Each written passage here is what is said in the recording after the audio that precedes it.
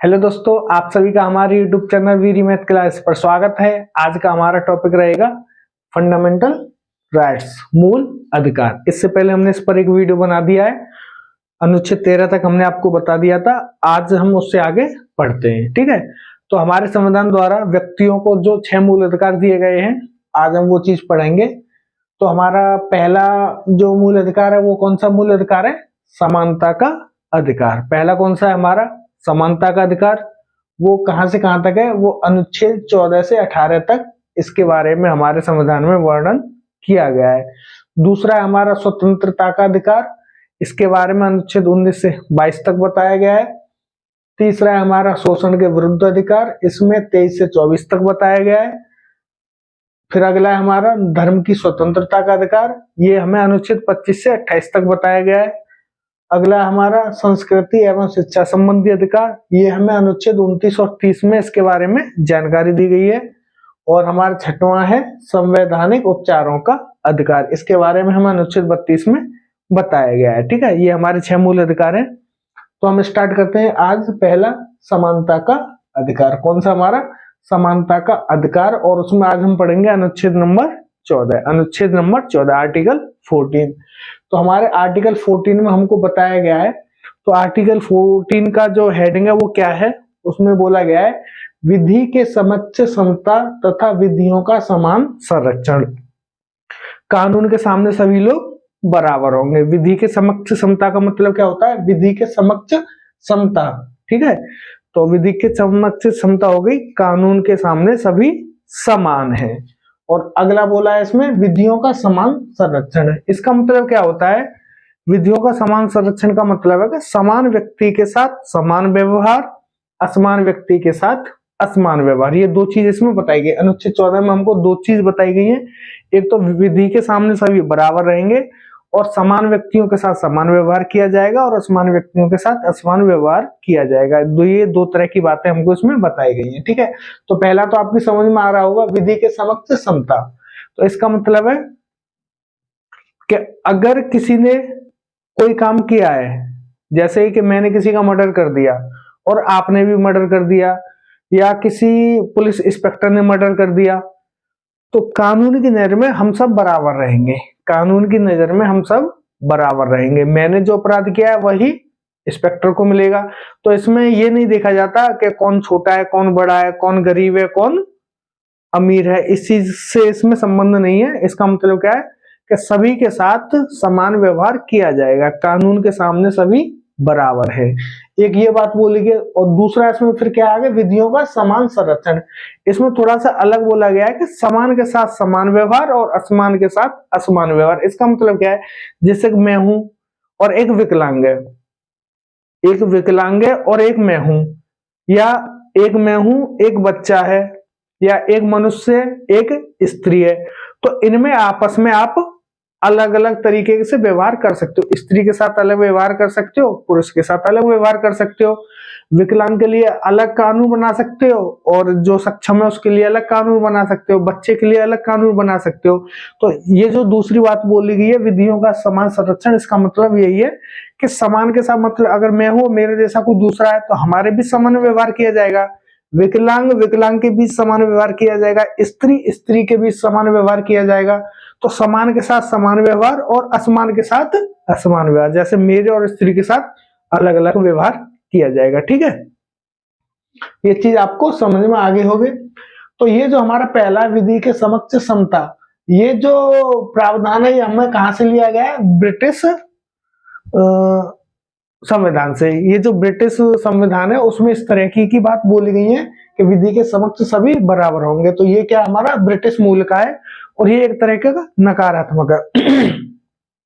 नकारात्मक का मतलब क्या है कि किसी के लिए कोई विशेषाधिकार नहीं होगा।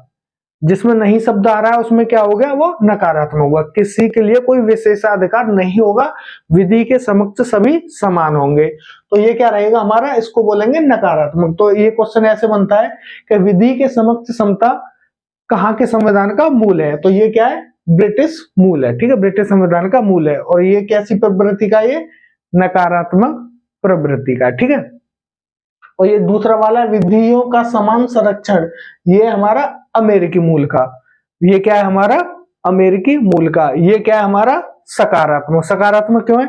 इसमें क्या बोला है? समान के साथ समान व्यवहार, असमान के साथ असमान व्यवहार। इसमें ये नहीं बोला गया कि उसको ये अधिकार नहीं मिलेगा, उसने बोल दिया सीधा इसके साथ ऐसा व्यवहार होगा, इसके साथ ऐसा व्यवहार होगा। तो ये क्या है? एक सकारात्मक प्रवृत्ति का। ठीक है, और ये कहां से है? हमारा अमेरिकी मूल का। ये दो चीज आपकी समझ में आ रही होंगी। क्वेश्चन इस पर बनता है, इसलिए मैंने ये चीज आपको लिखी है कि विधि के समता कहाँ का प्रावधान है? ये ब्रिटिश संविधान का प्रावधान है। और विधियों का समान संरक्षण ये कहां से है? ये अमेरिकी संविधान का है। और ये जो पहला वाला ये नकारात्मक प्रवृत्ति का, और ये जो दूसरा वाला ये हमारा सकारात्मक प्रवृत्ति का। ये चीज आपको क्लियर हो गई होगी। अब देखो हमारा देश है, इसमें हर जगह अपवाद तो आपको मिलते ही हैं, तो यहाँ पे भी हमारे इसमें भी कुछ अपवाद दिए गए हैं, इसके अंतर्गत भी कुछ अपवाद दिए गए हैं। तो अपवाद के बारे में बताएंगे।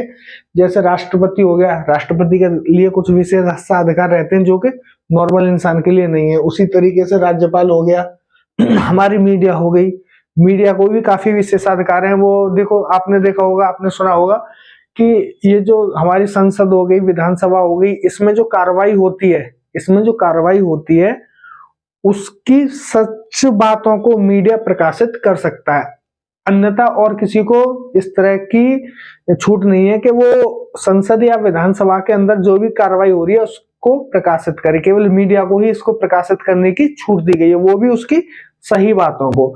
उसके झूठ का प्रचार, मतलब झूठा उसके ऊपर कोई, मतलब जैसे उसके अंदर कुछ हो रहा है और मीडिया कुछ और अपनी तरफ से बोल रहा है, इस तरीके का मीडिया नहीं बोल सकता। केवल सच बात ही मीडिया प्रकाशित कर सकता है।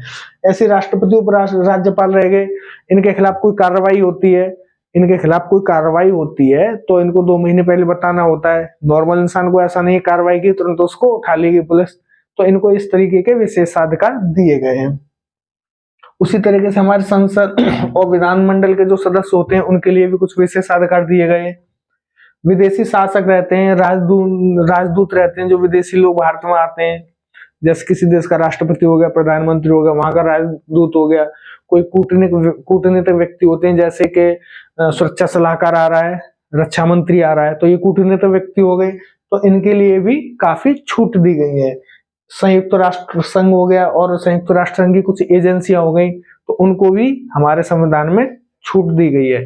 तो ये चीज आपको समझ में हो गई कि अनुच्छेद 14 के जो अपवाद हैं वो यहाँ पर आपको मैंने बता दिए, किस किस को हमारे अनुच्छेद 14 से छूट मिली हुई है कुछ मामलों में। अब एक चीज यहाँ पे मैंने आपको लिखा है अनुच्छेद 31 ग।